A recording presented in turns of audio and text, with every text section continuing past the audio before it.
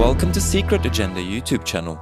The war in Ukraine, where Russia is becoming ineffective day by day, is now beginning to pass under the control of Zelensky's soldiers. The influence of the USA and European Union member countries is very important in this war, where the Ukrainian army takes the ropes.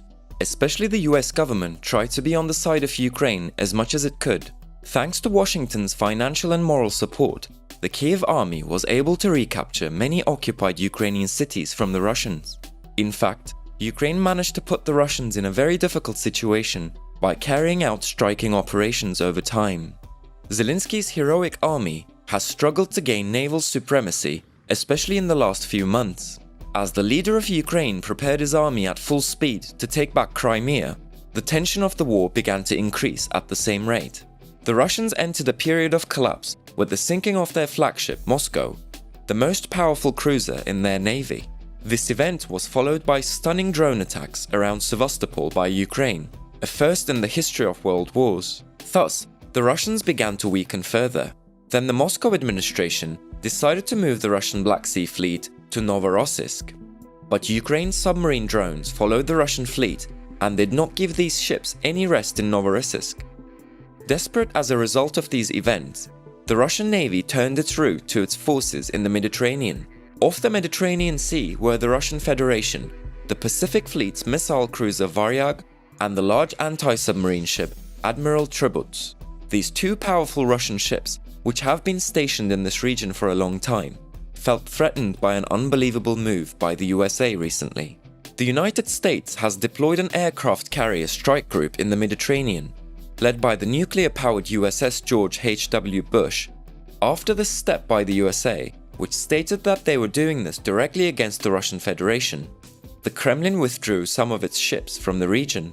The Russian Federation had to withdraw the killer of aircraft carriers and the flagship of the Pacific Fleet, the missile cruiser Varyag, from the Mediterranean after this threat by the USA.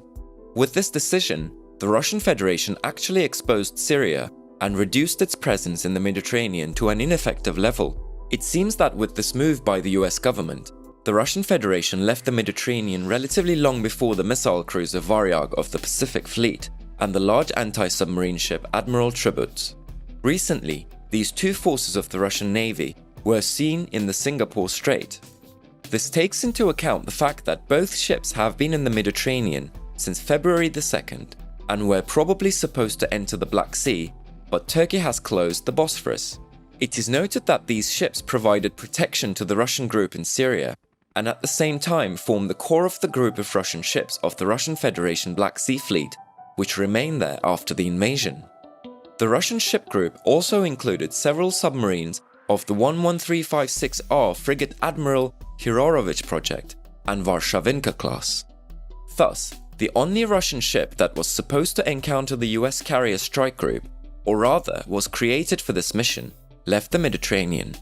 It is worth recalling that the missile cruiser Varyag is part of the project 1164 Atlant and currently belongs to the group of cruisers Moskva, which was sunk. Also, Varyag is the third in the series, the last of the completed ships and one of the two remaining ships of this project in the Russian Federation.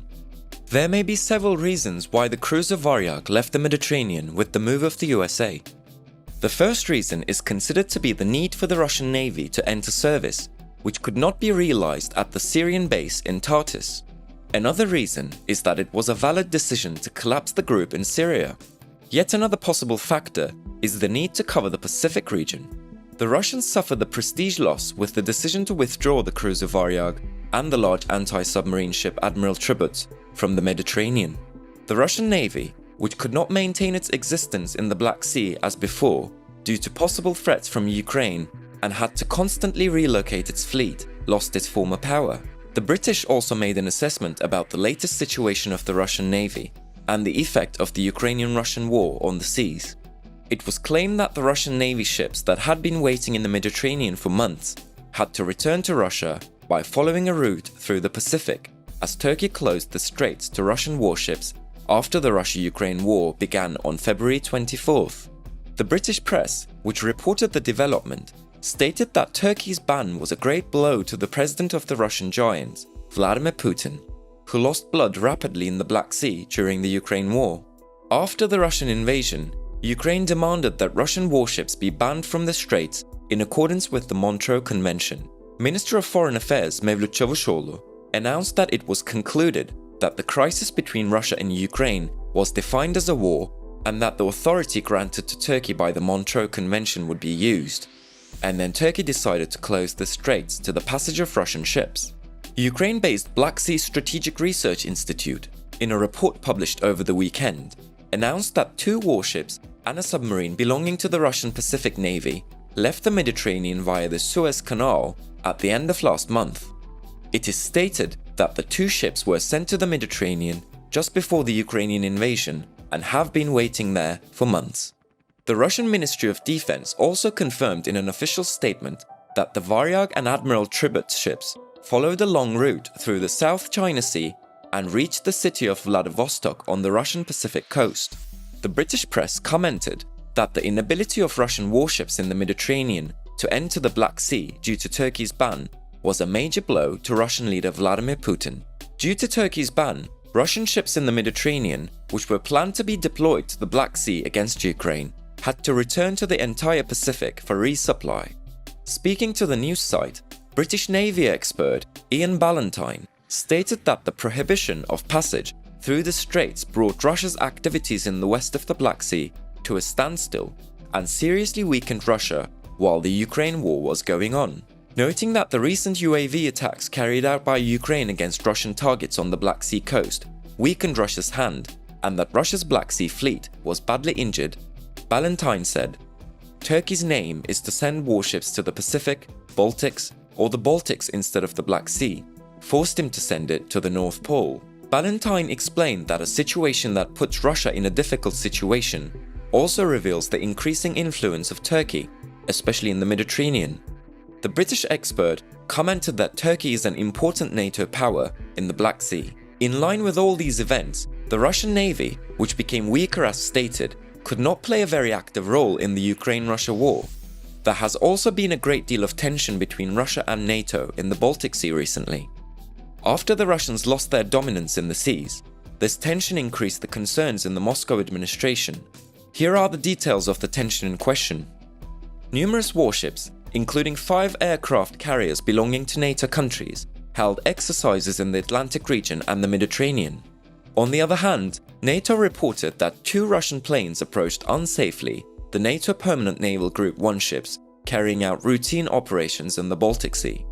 According to the statement by NATO, many warships and warplanes accompanied aircraft carriers of the USA, Britain, Italy, and France during the exercises held throughout November. The USS Gerald R. Ford aircraft carrier, considered the world's newest and largest warship, also participated in the exercises, in which thousands of soldiers took part. Other aircraft carriers were also USS George H.W. Bush, British HMS Queen Elizabeth, French Charles de Gaulle, and Italian Cavour. These aircraft carriers were reportedly accompanied by other warships from Canada, Denmark, Germany, the Netherlands, Spain, France, Greece, Italy, and the United States. In addition to combat submarines and air combat maneuvers, naval supply activities were carried out during the exercises. In addition, warplanes took off from an aircraft carrier and landed on other aircraft carriers. On the other hand, NATO reported that 2 Russian warplanes unsafely approached NATO Permanent Naval Group 1 ships, conducting routine operations in the Baltic Sea. It was stated that the Russian warplanes did not respond to the communication of the Allied forces in the incident, and that they passed within 75 meters of the ships at an altitude of about 100 meters. It was emphasized that the interaction of Russian aircraft with NATO forces is a behavior that can lead to miscalculations, mistakes, or accidents. After this incident, the tension between Russia and NATO still continues exponentially. Please do not forget to subscribe to our channel and turn on notifications in order to be informed about new videos. Thank you for watching us.